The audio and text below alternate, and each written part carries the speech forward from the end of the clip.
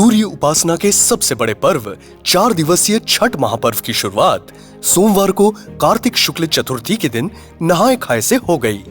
छठ उपासकों ने सोमवार को नहाए खाए के दौरान विधि विधान से स्नान ध्यान किया। छठ महापर्व आयोजन समिति महादेव घाट के अध्यक्ष राजेश कुमार सिंह के मार्गदर्शन में छठ महापर्व का आयोजन महादेव घाट पर किया जा रहा है। समिति के संयोजक सुनील सिंह, समन्वयक सत्य प्रकाश सिंह और संचालक समिति के सदस्य रविंद्र सिंह ने बताया कि रविवार को समिति के सदस्यों और रायपुर नगर निगम की सफाई टीम के द्वारा महादेव घाट की सफाई की गई। 10 तारीख को है शाम को, और अगर हमें सरकार से थोड़ी सी और सहायता मिल जाती, जैसे नगर निगम की टीम और वहाँ थे, तो हम इसको कार्य को जल्दी से पूरा कर लेते ताकि पूजा के समय पे सब कुछ व्यवस्थित रहे, अच्छा रहे। इस बार हम लोग कम से कम एक ऐसे उम्मीद रखे हैं कि 2 लाख से 2.5 लाख में यहाँ संख्या आती है।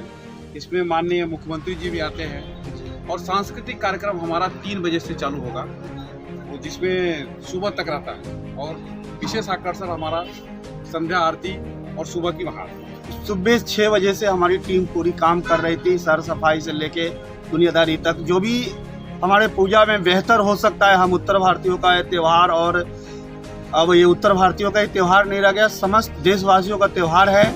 उन्होंने बताया कि महादेव घाट पर 10 नवंबर को सांस्कृतिक कार्यक्रम आयोजित किया जाएगा। इस कार्यक्रम में सुप्रसिद्ध भोजपुरी गायक और सुर संग्राम विजेता वीरेंद्र भारती, प्रख्यात लोक गायिका सुनीता पाठक और छत्तीसगढ़ के गायक दिलीप षडंगी द्वारा सांस्कृतिक कार्यक्रम की प्रस्तुति दी जाएगी। उन्होंने बताया कि इस कार्यक्रम में मुख्यमंत्री भूपेश बघेल मुख्य अतिथि होंगे। पूर्व मुख्यमंत्री डॉक्टर रमन सिंह कार्यक्रम की अध्यक्षता करेंगे।